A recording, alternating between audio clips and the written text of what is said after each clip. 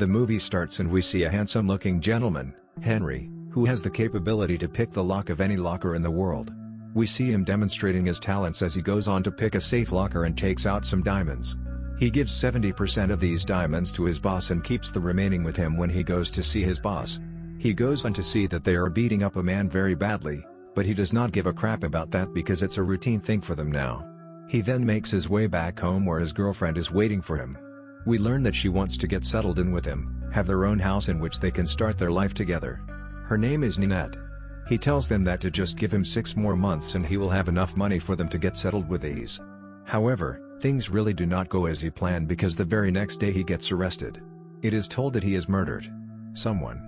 The man from the last night had been found dead. It is revealed that he is beaten to death. And one of the men who went to testify as a witness has told police that he saw Papillion there. So they now think that he is the murderer. It, however, seems like he has been framed by his own boss, though he has an alibi from his lover, Ninette. Papillion is convicted and condemned to the notorious penal colony in French Guiana, a hellish prison from which nobody has escaped.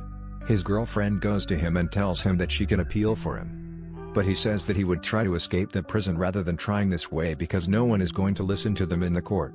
He then tells her that he does not know how much time it takes for him to get out of the prison so she can move on if she wants. She says no to it. When Ninette leaves, another inmate named Gelhart goes on to talk to him. He goes on to tell Papillion that if he wants to escape, this prison is going to need a lot of money. He then goes on to show him another inmate named Louis Degas, who is a counterfeiter. When they are walking to the ship that is about to take them to prison, Papillion goes on to set his eyes on Degas. It is clear that this man is famous and a lot of people recognize the man by faith. He is told that this man is really rich and he is carrying a lot of money with him, even in prison. He approaches the man and goes on to offer him his protection if Degas is willing to shower some money on him. But Degas declines right away. Degas is in his cell when he sees a man killing another man. This man goes on to slice open the other man to take out the money in his stomach. Degas tries to alert the guards, but they do not give a crap about that. Once they have been paid well not to step in. The next day Papillion again comes to see the man and offers him his protection for Degas money again. And this time he talks about an escape to Degas has seen what happened last night with a man who had some money, so he decides to form an alliance with Papillion. Papillion, however, makes it abundantly clear that there should not be a third man in this party, and Degas agrees right away. Degas now says that he would like to spend Christmas with his family, so they better devise a plan quickly. When all the prisoners are sleeping the next night, the same prisoner that killed the other prisoner for money last night, he now goes on to make his move on Degas. Papillion, however, comes to Degas' rescue and goes on to beat the crap out of the man with ease as the fight goes on. The other prisoners go on to cheer and it attracts the attention of the guards. They only stop when the guards intervene, telling them to put a stop to the fight right away. They then go on to catch Papillion and punish him, but not the other man, because they are probably being paid by him. The next morning when all of them wake up, they are already at the island or they are going to be in prison. July comes to Papillion and asks him for a cover. This is where Gelhart goes on to cut himself and then intentionally falls off the ladder. When the guard comes to check on him, it turns out he's injured. So he is taken away to the infirmary while the other prisoners are already marching toward the prison. Gelhart winks at Papillion as he is taken away by the guards on a stretcher where they are inside the prison. Papillion starts looking here and there. He tries to take a quick scan of this prison before he is taken inside his cell. The warden there goes on to tell the prisoners that they should never even think about escaping because it is impossible to get out of this place. When Papillion and Degas enter inside, Papillion tells Degas to stay in a corner. He then goes on to talk to a man and asks them who are pairing up the inmates. And this is when Degas comes in. Degas goes on to offer the man some money, asking him to bring them a notebook right away. It turns out Degas has kept the money in his butthole because he is not allowed to take it there. As they do that, they hear some noise outside and it is revealed that a prisoner has tried to escape from the infirmary. When Papillion goes to the window to see what is going on, he sees that it is Gelhart who is trying to get out of there. He staged all that injury drama to do this, of course. All the prisoners are now in line and they are to be assigned the work they are going to be doing in prison. It is revealed that Poppy and Degas have already been assigned to work in the infirmary, but the deputy order does not really seem to like Degas, so he goes on to put them on Route Zero. Road Zero is the most brutal task there. They are supposed to collect rocks and even lift the heavy ones. So Degas is not really the man to be there as he is a rich lad who has never ever done any labor like that. The man finds it hard to even push.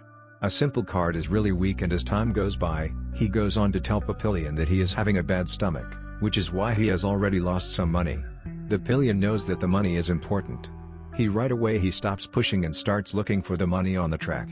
They are pushing the big cart when they are sitting there to eat later on. Dega goes on to see that the man sitting beside him is already dead. Dega is about to call the guards, but another man gets there. This man is sillier and he tells Dega not to call anyone. He goes on to take the dead man's food and distribute it among Dega himself and Papillion. They then go on to talk about the lives they used to have when they were not in the prison. In the meantime, Dega gets attacked by another man and Papillion yet again comes to his rescue. Later they continue pushing the cart when they are done with their lunch. As they move forward, they come across a cart that has been stuck. There are some women sitting in that stuck carts and they ask the prison guards for help. The guards go on to tell them to get into the cart. Papillion and Dega are pushing, making the cart even heavier. There is also a man among them and Papillion takes this as an opportunity. He right away talks to the man and asks him to arrange a boat and they will give him a lot of money. The man on the cart at first says no and even goes on to call the guards to tell on them. But Papillion quickly raises the offer, and the man agrees. Papillion and Dega are later taking a bath after getting back from work when they are attacked by some random prisoners. Dega, of course, cannot even defend himself, so Papillion has to fight them off on his own. Dega then starts shouting, telling Papillion that the guards are coming and Papillion goes on to shout back at him to shut the fuck up. Later, when they are in the cell and about to sleep, Dega tries to talk to Papillion, who is still pissed. Dega has realized by now that he is not going to be able to survive in this prison. He would have already been dead if it were not for Papillion. So he decides to wait for his wife to get him out of the prison because by the time she arranges everything, he thinks he will already be dead. He decides that he is just going to get out of this place with Papillion now. It seems like the two have started to form a bond now. The next morning brings horror to the prison as we go on to see the Gelhart has been caught trying to run out of the prison, and on top of that, he accidentally killed a guard who is taken in front of all the prisoners in the big yard where the guards make them all see what happens to the people who try to mess with the prison staff or try to run. Dillard is put into the guillotine and the next thing we see, his head is rolling down right into the basket near Dega and Papillion, as Diego sees in horror. They then go on to pick Dega and Papillion to take away the dead prisoner's body on the way. Dega starts to feel sick and lets go of the body. The guard sees this and gets pissed at Dega. He goes on to tell him to continue walking with the body. But Dega is not able to continue because he feels too sick. When the guard sees that he is defying his orders, he goes on to take out his whip. And the next thing we see, Dega screams as the guard whips him. They are in a forest. Papillion does not understand what he should do to help Dega in this situation. He then cannot stand it any longer, so he right away knocks the guard out and runs away in confusion because he just saw what happens to the people who mess with the guards. Papillion keeps running and the other guards go on to follow him right away. Dega is taken away by two guards who stay behind. Papillion keeps running and it is nighttime when he gets to the man whom he talked about the boat. However, it all turns out to be a trap as the guards have Papillion at gunpoint and he is caught. Papillion is taken to the warden. They tell him that he is lucky that the guard he attacked did not die. So they are now just going to be sending Papillion to another solitary confinement which is on another island, and he will remain there for the next 2 years. When Papillion is there, he is sick of it. The place is too quiet and it starts to torture him mentally. He one day receives a coconut with a note saying he is always going to receive coconuts. Papillion is happy because he has realized that this is from Dega. Warden, however, finds out and kills the man that brought him this. The warden then tries to ask Papillion what is going on, but the man does not give away anything. The warden does not like it. He cuts his ration in half. This makes Papillion weak, but he still remains in high spirits. The warden comes to him again after a few days and tries to make him talk by giving him food. But Papillion still does not tell him anything, so the warden tells the guards to put him in the dark cell there. Papillion starts hallucinating. He sees his time out of the prison, his life with Nanette and whatnot. One day he sees a vault and tries to open it, but fails. Papillion then opens the vault eventually, but all he sees is his past life on the other side. It was all his imagination. He has been hallucinating this whole time. 2 years have gone by just like that. And he is now brought back to the prison where Dega is. Papillion is kept in the infirmary where he keeps acting like he has gone mad from the solitary confinement, but in truth is just fine. We see that Dega is now an aide to the warden and still has money to fund the escape. Dega also works in the infirmary, so now he right away comes to see him. Big. It tells Papillion that Sawyer has a connection to get a boat, so he is also on board now. And the sexually abused by Tarrant is the fourth to join the dangerous venture as Papillion sees him being abused by the infirmary attendant and offers him to escape with them. They get drugs, the guards using pills that are actually meant to sedate a supposedly insane Papillion, and the three others escape over the walls to the jungle with Dega injuring his leg in the process to reach a bodega paid for. As a storm approaches, it is clear that they will not all survive in the small, leaky boat. So he wants to kill the injured Dega. But Papillion defends Dega Gustavs and kills Celia as he fights with Papillion after a treacherous storm destroys their boat. The three survivors find themselves being treated in a Colombian convent. Their apparent freedom is short-lived. The Colombian authorities arrive, kill Madrid and return Papillon to Royal Island, where he is subjected to 5 years in solitary confinement.